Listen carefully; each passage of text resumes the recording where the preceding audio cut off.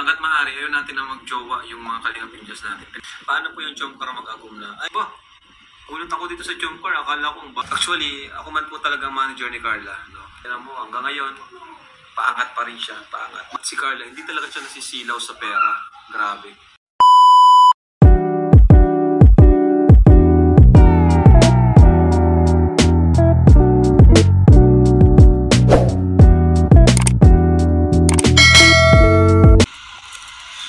Huwag nyo i-love team ang may jowa na unfair sa mga kalingap Diyos. Oo naman, sino ba yung may jowa? Kasi ako ayoko din ng ganun. Pag may jowa, hindi ko na love team yan. Kasi, syempre, kahit pa may sa totoo lang, hanggat maaari, ayaw natin na mag-jowa yung mga kalingap Diyos natin. Pinapaaral natin yan eh. Hanggat maaari, iwasan nila muna ang mag-boyfriend, girlfriend. Siguro pag mag-graduating, pwede na, no? Graduating or third year. Paano po yung Chomcar mag-agum na? Ay, basta wag lang silang aamin. Kasi pag umamin sila, nako, ihiwalay ko po si Jomar kay Carla. Babakuran ko si Carla. Kuya, pwede po sabihin ng mga BTS kasi bumaba pa ang views. Yung Chomcar, 437.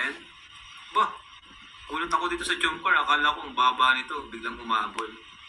Alam niyo mga kalingap, sa ganitong kumbaga quota na, no? Umabot ka na ng part 20 na malakas pa rin is sobrang thankful na tayo yan. Paano pa kaya to, di ba? Chomcar naman, part 65, di ba? Pero yung views niya talagang kulang-kulang 500k pa rin. No? Masaya pa rin tayo mga kalingap. Kasi until now, sinusubaybayan pa rin talaga sila, no? No, kahit may channel na si Carla, di ba? Sabihin, solid pa rin talaga ang nanonood. Walang aminan Chomcar. Si Carla, obligado rin po magbigay sa landing pad. Oo naman po. Actually, ako man po talagang manager ni Carla. No? Nag-usap na rin kami ni Carla. Nag-usap kami yan. And ang maganda naman po kay Carla, sumusunod talaga siya sa akin.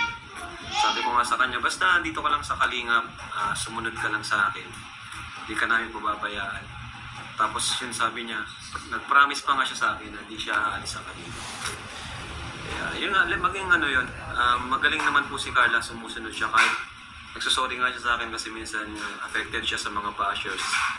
Pero ang maganda kay Carla, siya ay natututo, no? And open siya sa mga nag-a-advise sa kanya. Basta lang talaga, sumunod lang. Yung iba kasi, gaya nung umalis na isa, kahit nakausap ko, nag-bigay akong advice sa kanya, pero wala po talaga. Pero choice niya po yun. No? Tapos na po, wala na po tayo magagawa. And yun ang ayokong mangyari kay Carla na magkaroon siya ng issue sa sponsor, magkaroon siyang kaaway. Kasi pera lang yan. Huwag natin yung pera. Mas importante yung reputasyon natin. Yung tiwala namin, ng mga kasamahan natin. Mas importante yun kaysa sa pera na yan. No? Huwag tayong papasilaw sa pera. Diba? Tinan mo si Carla, sumunod siya sa akin. No? Slowly but surely. Tinan mo, hanggang ngayon, paangat pa rin siya. Paangat. Mabagal, pero paangat ng paangat. Pero kasing iba gusto, angat agad. Anong nangyari? Kumabagsak. Kumbaga hindi sila makapaghintay. Hindi sila makapaghintay. Gusto nila bigla ang angat agad.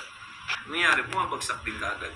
No? Kaya proud din ako proud din talaga ako kay Carla kasi napaka-bait ni Carla. At si Carla, hindi talaga siya nasisilaw sa pera. Grabe. Kahit alam niya, andyan lang sa paligid yung mga sponsor niya, andyan lang. Hindi siya yung ma-request or maano sa sponsor niya, hindi siya ma-request ng kung ano man, no? Totoo po yan, hindi siya mapagsamantala kahit na maraming sponsor. Opo, totoo yan. Si Carla, basta kung ano yung ibigay ko sa kanila, grabe yung respect nila sa akin.